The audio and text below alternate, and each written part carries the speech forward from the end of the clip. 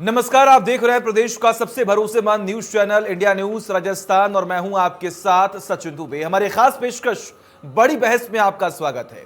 आज हम बात करेंगे प्रदेश भर में बीजेपी के हल्ला बोल की। राज्य सरकार के खिलाफ बीजेपी का आज से हल्ला बोल शुरू हो गया है। बिजली की दरों में बढ़ोतरी और बिगड़ी कानून व्यवस्था को लेकर प्रदेश भर में सभी उपखंडों पर बीजेपी कार्यकर्ताओं ने राज्य सरकार के खिलाफ विरोध प्रदर्शन कर ज्ञापन सौंपा। बीजेपी नेताओं और कार्यकर्ताओं ने राज्य सरकार के खिलाफ नारेबाजी करते हुए आरोप लगाया कि कांग्रेस ने अपने जन घोषणा पत्र के वादों को पूरा बिल्कुल भी नहीं किया। कांग्रेस ने वादा किया था कि बिजली की दरों में कोई बढ़ोतरी नहीं होगी, लेकिन अब सरकार ने वादा खिलाफी करते हुए जनता पर बिजली की दरों में बढ़ोतरी करके बोझ डालने का काम किया है। सरकारी भर्तियों में जिस प्रकार से तमाम अनियमितता हो रही है, उससे प्रदेश के युवाओं में काफी रोष है और कानून व्यवस्था जिस प्रकार से बिगड़ी है, उससे आमजन में भी भय का माहौल है।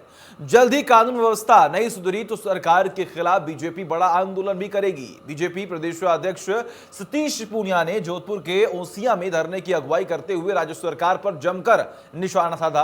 पूनिया ने कहा कि हल्ला बोल आंदोलन का दूसरा फेज नवंबर में शुरू होगा। सभी जिला मुख्यालयों पर धरना प्रदर्शन होगा। 15 दिसंबर को जयपुर में गहलोत सरकार के खिलाफ बड़ी रैली करने का फैसला किया गया। दिसंबर की रैली में बीजेपी के 2 लाख से ज्यादा कार्यकर्ता जुटेंगे। इसी बीच सवाल उठते हैं कि बीजेपी का हल्ला बोल क्या वाकई में प्रदेश की जनता के हितों को देखते हुए किया जा रहा है या फिर यह कोई चुनावी स्टंट है। और बीजेपी के इस हल्ला बोल से आखिर बड़े नेता क्यों नदारद हैं और क्यों वो इससे दूर दिखाई दे रही हैं और कांग्रेस के पास इसका क्या तोड़ है। हमारी आज की बड़ी बहस इसी मुद्दे पर केंद्रित है और चर्चा में हमारे साथ जयपुर स्टूडियो से कुछ खास मेहमान भी जुड़ेंगे, जिनसे हम बात करेंगे, जिनसे हम ये जानने की कोशिश करेंगे कि आखिर ये जो सियासी पारा लगातार बढ़ता जा रहा है, आखिर इसका मकसद क्या है।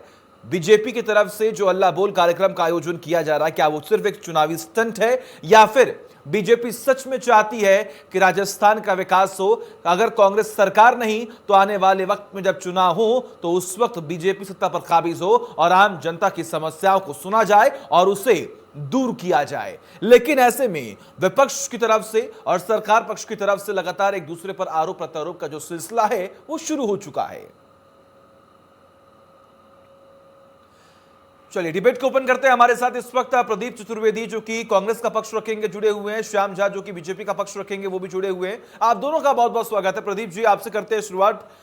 ये चुनावी स्टंट है या फिर सच में बीजेपी चाहती है कि आने वाले वक्त में कांग्रेस जो है वर्तमान की सरकार जनता के हित में काम करे, या फिर एक निशाना साधने की कोशिश की जा रही है कांग्रेस पर कि बीते कुछ सालों में कांग्रेस ने कुछ भी नहीं किया।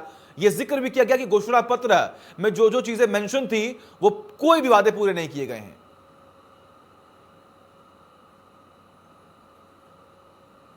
बारे में कहना चाहूंगा कि इस प्रदेश के लोकप्रिय मुख्यमंत्री अशोक गहलोत जी का जो प्रशासन है, जो उनका क्षमता है, उनका जो अनुभव है, उसकी भरपाई और उसकी जो प्रशंसा तो देश के प्रधानमंत्री माननीय मुख्यमंत्री नरेंद्र मोदी जी ने भी की है। और आप देखिए कि उनका जो तजुर्बा है प्रशासन को लेकर के, इस कोरोना काल के दौरान अशोक गहलोत की जो अद्भुत प्रतिभा हमारे सामने आई है, चाहे वो पंचायत स्तर की हो चाहे ग्राम सभा स्तर की हो, उन्होंने इस कोरोना काल के दौरान एक संपर्क जो आजकल ई कॉमर्स के जरिए जो आजकल कनेक्टिविटी बढ़ी है, उसका सबसे ज्यादा अगर सदुपयोग किया है पूरे देश में किसी मुख्यमंत्री ने तो वो अशोक गहलोत है। अच्छा। उन्होंने इस कोरोना काल के दौरान अपने को स्थायी रखकर एक जगह बैठकर पूरे प्रदेश के आम जनों से बातचीत कर फीडबैक लिया। और जहां तक घोषणा पत्र की बात आप कर रहे हैं, घोषणा पत्र में अब तक करीब 65% जो हमारी घोषणाएं थी वो पूरी हो चुकी हैं। और वर्तमान में आप बात करें तो केंद्र सरकार का जो रवैया राजस्थान के साथ रहा है और जो आप देख रहे हैं कि वित्तीय संसाधन और कोरोना की महामारी के बाद हमारी अर्थव्यवस्था का भी बहुत बड़ा बुरा प्रभाव पड़ा था, लेकिन उसके बावजूद भी अशोक गहलोत एक ऐसे नेता हैं जो जिनकी शैक्षणिक योग्यताओं पर नजर डालें तो वो लॉ ग्रेजुएट है, वो इकोनॉमिक मास्टर ग्रेजुएट है और लॉ उनको के पढ़ाई की हुई है। तो मैं समझता हूं उनका जो पृष्ठभूमि है, उनकी जो व्यक्तित्व है वो इतना भरा पूरा है कि उनके छत्र छाया में चाहे वो होम मिनिस्टर की बात हो, चाहे वो उसकी वित्त मंत्रालय की बात हो, उन्होंने अपना बखूबी से अपना काम कर रहे हैं और देश में कांग्रेस की सरकारों में उनका सबसे अच्छा योगदान है। रही बात ये हल्ला बोल कार्यक्रम की, तो आप समझ सकते हैं कि भाजपा में जो कार्यक्रम चल रहा है उसमें अब छत्र की लड़ाई हो रही है। उसमें भारतीय जनता पार्टी के अकेले पूनिया जी हैं जो इसको कर रहे हैं, संघर्ष कर रहे हैं, झेल रहे हैं, लेकिन उन्हें 25 सांसदों, विधायकों, किसी का ज्यादा सपोर्ट नहीं मिल रहा है, वो अकेले ही अपनी नैया खेव रहे हैं। तो ये समझ में आता है कि भाजपा में जो अंदरूनी मनमुटाव चल रहा है उसका सीधे सीधे सामने है कि आज हल्ला बोल कार्यक्रम में कोई प्रमुख नेता उनके साथ नहीं जुड़ा है। तो मानना ये होगा कि या तो सतीश पूनिया अपने प्रभुत्वकार अपने अपने अपने राजकाज को प्रभावी करने की कोशिश कर रहे हैं क्योंकि चुनाव का समय आता है और उनको लगता है कि शायद ये समय है कि जब उन्हें कुछ मतलब आप कहना चाह रहे हैं, मतलब आपका इशारा ये है, आपका इशारा यही है कि बीजेपी जो है वो वसुंधरा राजे को यहाँ पर किनारा करते हुए सतीश पूनिया अपने आप को आगे बढ़ाने की कोशिश कर रहे हैं। बिल्कुल ठीक है, श्यामजा जी जवाब दीजिए। आपने कहा, देखिए कई आरोप लगा दिए, उन्होंने कहा कि हमारी सरकार ने काम किया, सीएम अशोक गहलोत ने कुल मिलाकर अगर हम बात करें तो तमाम योजनाओं को धरातल पर पहुंचाने की पूरी कोशिश की है। लेकिन श्याम झा जी, आप पर तो सीधा ये आरोप लग रहा है कि आप अपने पूर्व में जो आपकी सबसे बड़ी नेत्री रही हैं, जिनको आप मानते हैं, जिनको पार्टी सपोर्ट करती है, आप उन्हें हाशिए पर लेकर जा रहे हैं और सतीश पूनिया अकेले आगे बढ़ने की कोशिश कर रहे हैं। सचिन जी, मैं प्रदीप जी की सारी बातों का जवाब देता हूं। प्रदीप जी की जो बातें हैं, अपने मुंह मियां मिट्ठू होना, ये जो बैठ के अशोक गहलोत जी की पीठ थपथपा रहे हैं, बलात्कार में राजस्थान प्रदेश भारत में नंबर 1 पे है, महिला उत्पीड़न में प्रदेश भारत में नंबर 1 पे है, और बिजली की जो दरें हैं उसमें राजस्थान पूरे एशिया में नंबर 1 पे है। आज ये जवाब दें जनता को कि जो आपने जो वादे किए थे, राहुल गांधी जी आए थे, आपने राहुल गांधी ने 10 दिन में कृषि ऋण माफ करने का जो वादा किया था, 10 तक गिनती गिनिए और कृषि ऋण माफ हो जाएगा। क्या हुआ उसका?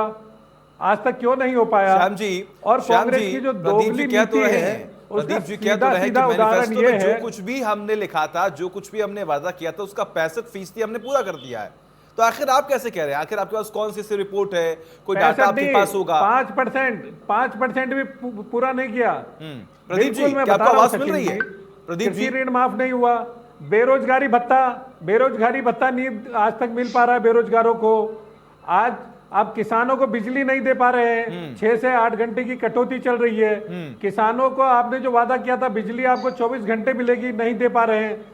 बिजली के बिल पे किसानों के साथ आपने जो कहा था कि बिजली के दाम नहीं बढ़ेंगे, आपने एशिया में सबसे महंगी बिजली कर रखी है। आपने क्या मैनिफेस्टो में पढ़ के केवल 65% पूरा कर दिया, 65% पूरा कर दिया। राग अलापने से कुछ नहीं होगा प्रदीप जी। जनता को दिखाइए कि हमने ये बोला था, ये पूरा किया, ये बोला था, ये पूरा किया। खामखा बयानबाजी, बकौलबाजी से कुछ नहीं होगा प्रदीप जी। आप जनता के सामने जाने की स्थिति में नहीं है। गहलोत साहब केवल अपनी कुर्सी बचाने में लगे हुए हैं। सचिन पायलट जी अलग वहां कभी गुड़गांव में जाके अपने विधायकों के साथ वहां खेमाबंदी करते हैं, कभी गहलोत साहब स्टंट अपना दिखाते हैं। अब पॉलिटिकल स्टंट क्या था क्या नहीं था, उसमें डॉक्टरों ने भी सवाल उठा दिया कि ये जो स्टंट लगा ये पॉलिटिकल स्टंट था। तो केवल अपनी कुर्सी बचाने की जो नूरा कुश्ती में ये दोनों लगे हुए हैं, सचिन पायलट और अशोक गहलोत जी, प्रदीप जी, उसका पूरा खामियाजा राजस्थान की जनता को भोगना पड़ रहा है। ठीक है प्रदीप जी, अभी आपने सुना, इन्होंने भी कह दिया, श्याम जी ने भी कहा कि 5% आपने वादे पूरे किए हैं, बस आप कह रहे हैं 65%। अब ये बताइए कि चुनावी स्टंट कौन कर रहा है, कुर्सी बचाने की कोशिश कौन कर रहा है, कुर्सी पर आने की कोशिश कौन कर रहा है। लेकिन इस बात को ध्यान में रखिए कि इन तमाम राजनीतिक घिसापीटी में और इन तमाम आरोप प्रत्यारोपों के बीच में आम जनता बहुत पिस रही है। श्याम झा ने बिल्कुल एकदम बात सही कही है कि बलात्कार के केस में लगातार राजस्थान नंबर 1 पर है। बिजली के मामले में भी लगातार जो महंगाई वो यहाँ पर बढ़ती जा रही है। तो आखिर इसका समाधान तो आपको करना ही पड़ेगा ना। देखिए, मैं श्याम जी की बात को सुन रहा हूं, उन्होंने जो बात कही है मैं आपसे कहना चाहता हूं। बिल्कुल कहिए। जब से सरकार बनी है उसके बाद से एक उपचुनाव बीच में हुआ था, उसमें भी कांग्रेस पार्टी को बहुमत के आधार पर ज्यादा सीटें मिली थी। बिल्कुल। तो मेरा मानना यह है कि उपचुनाव किसी भी सरकार की कार्य क्षमता का एक मापदंड होता है। उसमें जब आप बीच में जाते हैं, लोगों के बीच में बात करते हैं, तो मैं समझता हूँ सरकार से जो लोग खुश होते हैं, जो लोग कंफर्ट जोन फील करते हैं, वही सरकार को वोट देते हैं। अदरवाइज सरकार का जो मापदंड होता है, जो लोकप्रियता मापदंड होता है, ये उपचुनाव ही होते हैं। दुरुपयोग किया, उपचुनाव, मेरे को बात बोलने दीजिए। श्याम जी मुझे बोलने दीजिए, श्याम जी मुझे बोलने प्रत्याशियों के प्रति कैसे आपने मुकदमे दर्ज कराए, और झूठे मुकदमे दर्ज क्यों मुझे नजर आ कराए रही गए, है, वो बताइए। मुझे आपकी हताशा नजर आ रही है कि आप जब दो उपचुनाव हो रहा है, दोनों जगह आप हारने की स्थिति में, तो आप जिस तरह का बरगला की बात कर रहे हैं, आप ये बात मानने को तैयार नहीं है। दोनों उपचुनावों में कांग्रेस अप्रत्यक्ष रूप से जीत रही है, और देखिए जो चुनाव बल्लभगढ़ में दारियाबाद में होने वाला है, वो चुनाव भी कांग्रेस जीतेगी। जहां तक अशोक गहलोत की बात है, आप उनकी कोई सानी पूरे देश के मुख्यमंत्री में सबसे अव्वल किस्म मुख्यमंत्री हैं। उन्होंने अपने घोषणा पत्र को हर साल, बिल्कुल अव्वल, बलात्कार में अव्वल, भ्रष्टाचार में अव्वल, साल समीक्षा महिला उत्पीड़न में अव्वल, बिल्कुल अव्वल है। सुनिए, और इस चीज का उन्हें घमंड भी नहीं है। उन्होंने विभाग की मीटिंग कर ना सर में ना घमंड है इस बात का उनको। नो नो नो, आप बरगलाइए मत, आप बात सुनिए। उन्होंने इस बार जो नया प्रयोग किया है कि प्रदेश के 200 विधायकों को सीधे सीधे उनकी प्राथमिकताओं के आधार पर ये प्रयोग क्या चलाया है कि बलात्कार में नंबर 1 होके हम क्या कर सकते हैं, भ्रष्टाचार में नंबर 1 होके हम क्या कर सकते हैं, ये प्रयोग है क्या? आप ये नहीं कह सकते। ये प्रयोग है क्या? लोकप्रिय मुख्यमंत्री हैं और आप उनका कुछ नहीं कर पा रहे। नहीं प्रदीप जी, कर पा रहे प्रदीप जी, आपके 25 सांसद जी, राजस्थान प्रदेश नंबर 1 पे, उसका जवाब दीजिए ना। बलात्कार में नंबर 1, महिला उत्पीड़न में नंबर 1, भ्रष्टाचार में नंबर 1, इसका जवाब दीजिए। लोकप्रिय क्या लोकप्रिय है? ठीक है, आऊंगा मैं आपके पास। प्रदीप जी, ठीक है प्रदीप जी, मेरा सवाल सुन लीजिए। प्रदीप जी मेरा सवाल सुन लीजिए। आपने कहा कि हमने 65% काम किया है, हम पूरी कोशिश कर रहे हैं, रोजगार भत्ता देने की पूरी कोशिश कर रहे हैं, लेकिन ऐसे में जो श्याम झा जी ने भी आरोप लगाया कि बलात्कार में नंबर 1, आपने भी देख ली है एनसीआरबी की रिपोर्ट। वही दूसरी ओर अभी नीट के एग्जाम्स हुए, वहां पर भी हमने देख लिया किस तरीके से एक बड़ा करप्शन और किस तरीके से भ्रष्टाचार का एक मामला सामने आया। तो कहीं ना कहीं तमाम खामियां तो दिख रही हैं, और अगर विपक्ष आवाज उठा रहा था, आप उसे कह रहे हैं कि चुनावी स्टंट है। आप मुझे बता सकते हैं देश में ऐसा कोई राज्य है जहां अपराध नहीं होते हो या अपराधों की संख्या नहीं बढ़ती हो? मेरा आपसे फिर कहना है कि राजस्थान में एक मेवात अपराध होते हो, उन्हें कम करना चाहिए। क्या अपराध किसी राज्य में कम नहीं हुए हैं? क्या किसी राज्य में अपराध कम नहीं हुए हैं? किसी भी राज्य में आप ये गारंटी नहीं दे सकते और अपराध नहीं होगा। आप इस बात को जस्टिफाई कैसे कर सकते हैं? आप इस बात को जस्टिफाई कैसे कर सकते हैं प्रदीप जी? हमारी सरकार ने लॉ एंड ऑर्डर में जितने लोगों को पकड़ा है, जितनी कार्रवाई इस सरकार ने की है, गलत बात है। जहां तक बात लॉ एंड, प्रदीप जी देखिए, सरकार आपकी है, कानून आपके पास है, कानून व्यवस्था आपके पास है, आप इसे जस्टिफाई कर रहे हैं कि हम कार्रवाई करते हैं। आप इसे रोक भी सकते हैं, जो लगातार क्राइम बढ़ रहे हैं कम भी तो हो सकते हैं। राजस्थान अकेला राज्य है जहां पर एफआईआर दर्ज करने की मल्टीपल चॉइसेस दी गई हैं। चाहे वो थाने में कर सकता है, चाहे वो कलेक्टर कर सकता है, चाहे वो, मतलब आप सोचिए कि जो उन्होंने भिन्न भिन्न स्तर पर एफआईआर लॉन्च करने दिए ताकि लोगों की शिकायत न रहे। और इसीलिए क्या हुआ कि इस पूरे प्रकरण में पिछले साल भर में एफआईआर बढ़ी है, तो लोगों को ठीक है श्याम जी जवाब दीजिए। राजस्थान ही ऐसा प्रदेश है जहां थाने में एफआईआर कराने जाती है महिला, और महिला के साथ वहां पे बलात्कार किया जाता है। राजस्थान ही एक ऐसा प्रदेश है जहां थाने में महिला एफआईआर कराने जाती है, वहां से असमत मांगी जाती है। वो भी बताइए।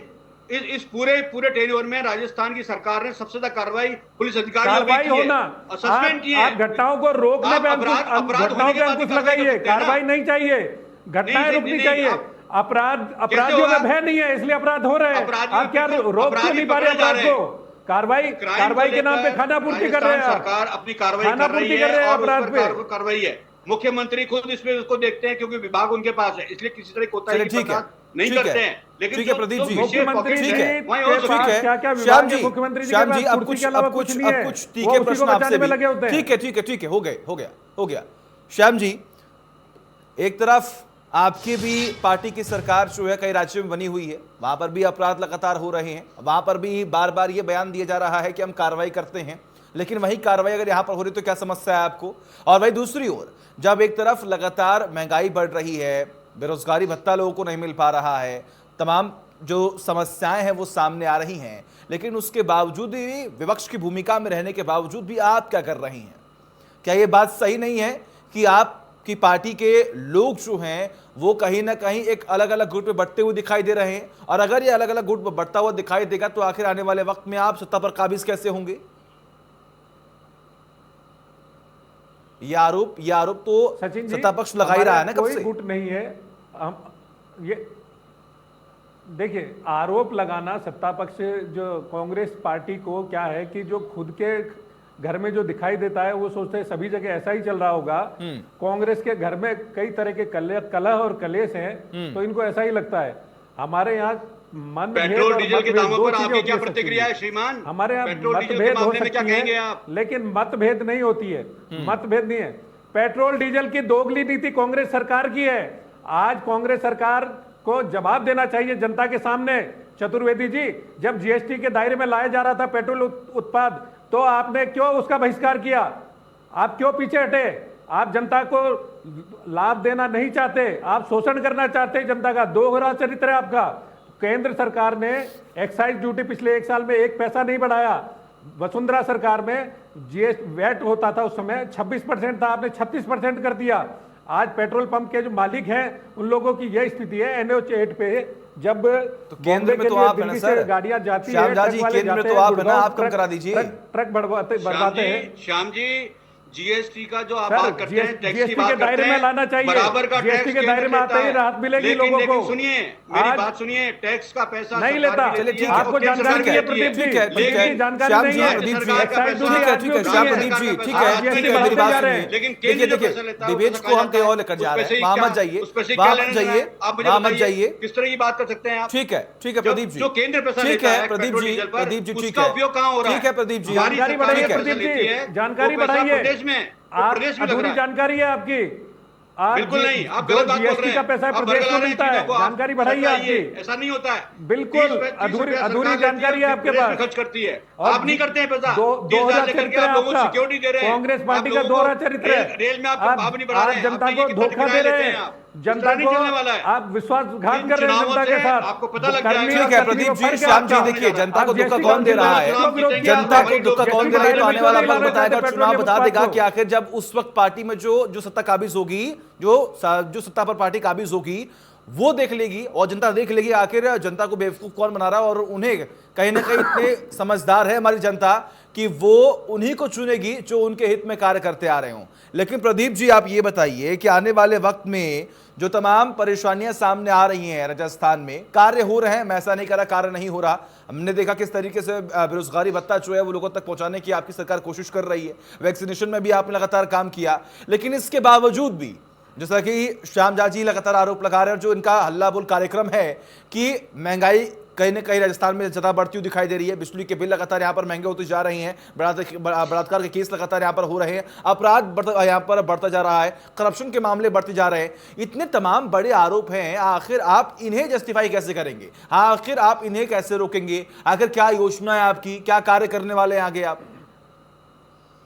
देखिए, जो बात आप कह रहे हैं, मैं इस बात से अंगीकार नहीं करता हूं। और मैं ये कहता हूं आपसे कि मुख्यमंत्री जी संवेदनशील व्यवस्था बनाए हुए हैं, मॉनिटरिंग कर रहे हैं सारी चीजों की, और अपराध में कमी आई है। ऐसा नहीं है। डीजी साहब का स्टेटमेंट, लाठा साहब का स्टेटमेंट आया है, उन्होंने एक व्याख्या की है, उन्होंने बताया, सुनिए, मेवात में ये अपराध बढ़े हुए हैं। उसका रीजन ये है कि वो हरियाणा का बॉर्डर लगता है और अपराधी वहां अपराध कर भाग रहे हैं, तो उसमें प्रदेशों का सामंजस्य करना पड़ता है। 3 स्टेट की पुलिस के साथ क्राइम हो रहा है उसमें बताइए। तो सरकार कर रही है, उसको मॉनिटर कर रही है। सवाल वो नहीं है, सवाल यह है कि जो प्रदेश के अंदर व्यवस्था है और डिस्ट्रिक्ट में ऐसा नहीं है। सिर्फ मेवात में हरियाणा से लगते बॉर्डर पर अपराध की ज्यादा है। इसको सरकार मॉनिटर कर रही है और हरियाणा सरकार से और दिल्ली सरकार से बात करके इसको अंकुश लगाने का प्रयास किया जा रहा है। ऐसा नहीं है। अपराध की बात कीजिए प्रदीप जी, जयपुर में क्यों अपराध बढ़ रहे हैं, बलात्कार की घटनाएं क्यों बढ़ रही है? बात करते हैं तो हमारी सरकार में रोज भ्रष्टाचार के नाम पर देखिए कितने लोगों को पकड़ा जा रहा है। रोज भ्रष्टाचार के मामले अखबारों में दर्ज हैं। मुख्यमंत्री का गृह क्षेत्र जोधपुर, वहां क्यों घटनाएं हो रही है बलात्कार की? हमारी सरकार नाबालिग बच्चों के साथ क्यों बलात्कार हो रहे हैं जोधपुर जैसी जगह में? मुख्यमंत्री का गृह क्षेत्र है, आपकी सरकार, गृह मंत्री का गृह क्षेत्र है, शर्म आनी चाहिए। और करने की बात नहीं करती है। इससे विकास नहीं होगा। विकास करने के लिए सरकार का साथ दीजिए। मुख्यमंत्री अशोक गहलोत की प्रधानमंत्री सराहना कर चुके हैं। विकास 4-4 महीने घर में छुप के मुंह छुपा के होगा क्या विकास? नहीं है, इसलिए तुम्हारा मुकाबला अशोक गहलोत से 4-4 महीने घर में मुंह छुपा के होगा विकास? किसी नाथी के बाड़े से होगा विकास? नहीं करने देंगे। कर्मचारी नाथी के बाड़े में चला रहे हैं आप लोग।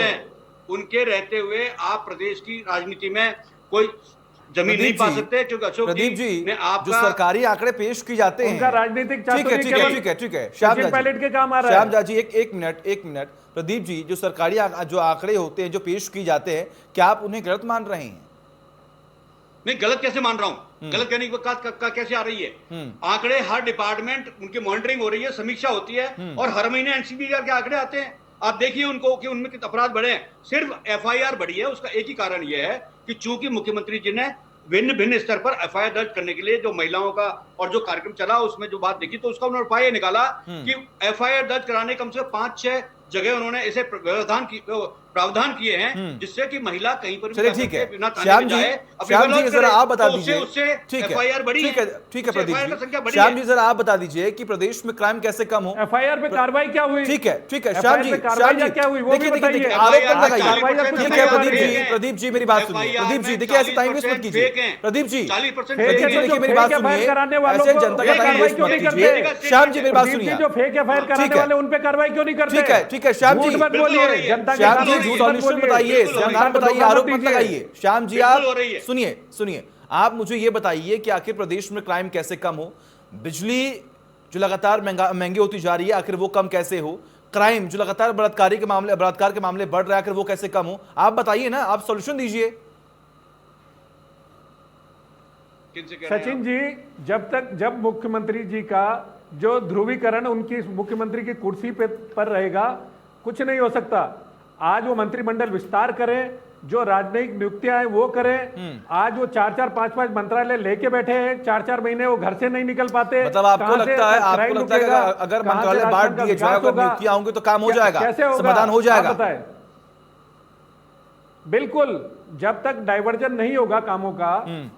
आप केवल कुर्सी बचाने के लिए आप सब कुछ दाब के बैठे हैं। अपने राजनीतिक स्वार्थ के लिए आपने जनता को अंधकार में धकेल दिया है। ठीक है, आज अगर आप मंत्रिमंडल का विस्तार करेंगे, राजनीतिक नियुक्तियां करेंगे, तभी तो काम हो पाएगा। जनता त्रस्त है, मुख्यमंत्री जी अपनी कुर्सी बचाने में लगे हुए हैं। ठीक है प्रदीप जी आपका बहुत बहुत शुक्रिया। श्याम जी आपका बहुत बहुत शुक्रिया अपना कीमती वक्त देने के लिए, हमसे बात करने के लिए। तो बड़ी बहस में आपने देखा किस तरीके से तमाम आरोप प्रत्यारोप का सिलसिला जारी था, लेकिन ऐसे में बीजेपी का अल्लाह बोल कार्यक्रम अब किस तरीके से आगे बढ़ता है और आखिर अब कौन कौन से मुद्दे प्रकाश में आते हैं देखना बाकी है। एक ब्रेक।